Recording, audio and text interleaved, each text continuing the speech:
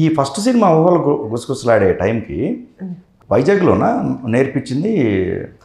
కాదండి, ఇక్కడ అరుణ్ భిక్షు గారి దగ్గర, అరుణ్ భిక్షు గారి దగ్గర వెళ్ళాడు. అక్కడ ముందు అదే తన సినిమాల్లోకి వెళ్తానన్నప్పుడు ప్రాపర్గా వెళ్తే బాగుంటుంది అని అరుణ్ భిక్షు గారి దగ్గర ఒక 2 months 3 months వెళ్ళాడు. అదండి, కాకపోతే ఇన్బిల్ట్ ఉన్నట్టుంది. సో వెంటనే తనకి బాగానే వచ్చిందండి. మేము కూడా ఎక్స్పెక్ట్ చేయలేదు యాక్చువల్గా. పెద్దబాబు చాలా యాక్టివ్గా ఉంటాడు, వీడు కొంచెం అలా చిన్నప్పటి నుంచి మధుబాబు ఎక్కడైనా సోషల్ యాక్టివిటీస్లో డ్యాన్సులు చేయటం, అన్ని డ్రామాలు అన్నిట్లో ఉండేవాడు.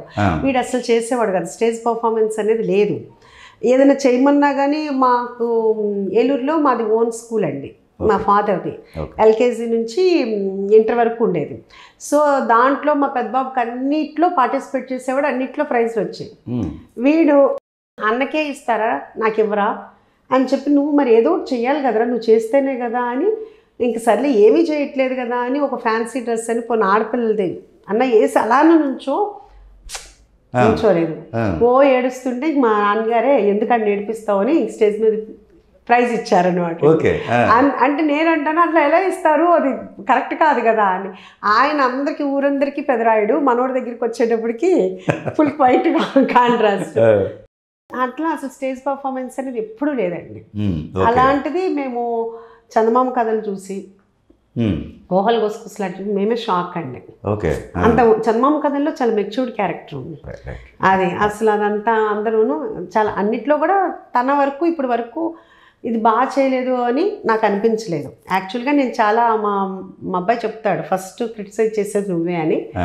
మ్యాక్సిమం అన్నీ కూడా తన రోల్ వరకు తను బాగా చేశాడని మేము ఫీల్ అవుతాము, అందరూ కూడా చెప్తుంటారు. ఈ ఫస్ట్ సినిమా ఇది కాక బిఫోర్ ఏమన్నా అప్రోచ్ అయినవి ఉన్నాయండి? ఇంకా లేదు, ఆ టైంకి అవే వచ్చాయి. ఓకే.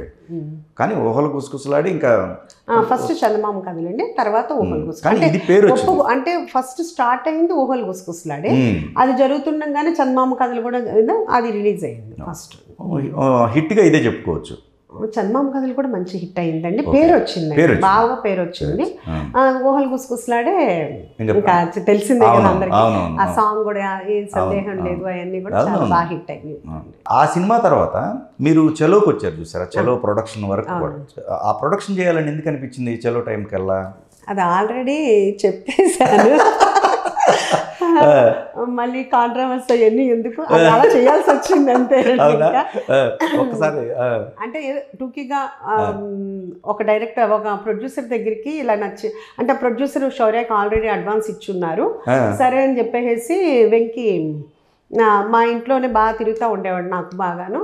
తను ఎప్పుడు చెప్పేవాడు, ఎవ్రీ ఫ్రైడే మేము మూవీస్ చూసేవాళ్ళం కంపల్సరీ మొదటి నుంచినండి. ఇప్పుడేదో శౌర్య సినిమాల్లోకి వచ్చాడు.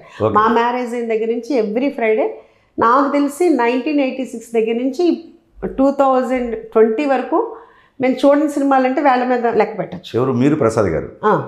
ఆయన వచ్చినా రాకపోయినా నేనైతే లేదండి కొన్ని సినిమాలకి. అంటే తర్వాత పిల్లలు తీసుకుని వెళ్ళటం కానీ ఏదైనా బాగా ప్రతి మూవీ మ్యాక్సిమం చూడాల్సిందేనండి. అట్లా చూడటం అలవాటుతోటి మేము ఏది ఫీల్ అయ్యేవాళ్ళమో సినిమా గురించి, ఏది ఫీల్ అయ్యేవాళ్ళమో అదే జడ్జిమెంట్ తర్వాత ప్రేక్షకులు ఇచ్చేవాళ్ళు. అనాలిసిస్ చేసేవాళ్ళు అంటే ఫస్ట్ నుంచి. ఇప్పుడు ఏదో తర్వాత వచ్చినాయండి రివ్యూస్ ఇవన్నీ, ఈ మధ్య కాలంలో వచ్చినాయి. మాకు 1986 అప్పుడు ఏమున్నాయండి, అవి లేవు కదా. ఈ సినిమా చూసి ఇది బాగుంది ఎట్లా అనుకుంటే మాకు ఏదనుకుంటే అదే అనిపించేది మ్యాక్సిమం అనమాట. ఆ తర్వాత అదే కంటిన్యూ వచ్చిన తర్వాత ఈ రివ్యూ ఉన్న తర్వాత కూడా మేము చూడంగానే ఎలా ఉంది, మనం ఏదనుకున్నామో అదే రివ్యూ ఇచ్చేవాళ్ళు. దాంతో తనేమనేవాడంటే, తను జాదుగాడికి వర్క్ చేశాడు రైటర్ కింద శౌర్యతోటి. సో ఆంటీ మీరు అయితే నేను స్టోరీ రాసుకున్నప్పుడు ఫస్ట్ మీకే వినిపిస్తాను, మీరు చెప్పాలి నాకు అన్నారు. అట్లా అన్న తర్వాత కూడా శౌర్యను తను కలిసి డెవలప్ చేసుకున్నారు. చేసుకున్న తర్వాత ప్రొడ్యూసర్ దగ్గరికి వెళ్తే, ప్రొడ్యూసర్ దగ్గర స్టోరీ చెప్తే ఆయన ఏం ఎక్స్ప్రెషన్ ఇవ్వలేదంట. అది యాక్చువల్గా కామెడీ ఉంటుంది కదా ఎక్కువ, ఇచ్చినప్పుడు కూడా ఇవ్వలేదంట. తర్వాత ఆయన అన్నప్పుడు అప్పుడు వచ్చి ఇట్లా అన్నప్పటికీ శౌర్య ఫోన్ చేశాడు, ఇట్లా నచ్చలేదంట, కాకపోతే నేను ఆయనకి చెప్పాను నేను వితౌట్ రెమ్యునరేషన్ చేస్తాను, నాకు అతని మీద నమ్మకం ఉంది అని చెప్పాను అన్నాను. అంటే అట్లా ఎందుకంటావమ్మా, నువ్వు తగ్గించుకో అని అప్పుడు బాగా మదర్గా ఒక ఇది అనిపించి, వద్దులే నేను వింటాను ఒకసారి స్టోరీ మళ్ళీ అని చెప్పేసి విన్న తర్వాత ఫస్ట్ హాఫ్ వరకే చేసుకున్నాడు అప్పుడు. విన్న తర్వాత బాగుంది అనిపించి, ఎందుకని అదే చెప్తున్నాను కదండి, మనం ఏమనుకున్నా కొన్ని దైవేచ్ఛలు ఉంటాయి అన్నట్లుగా. నాకు అసలు సినిమా ఇండస్ట్రీకి రావటం ఇష్టం లేని దాన్ని నేనే చేద్దాము అంటాం అనేది, అది కూడా వెనక్కి తిరిగి చూసుకుంటే ఎన్నిసార్లు అనుకున్నా ఎందుకన్నాము అనేది తెలియదండి, అదొక వండరు. అంటే నీకేం తెలియదు కదా ఎలా చేస్తాము అంటే ఏమో తెలియదు.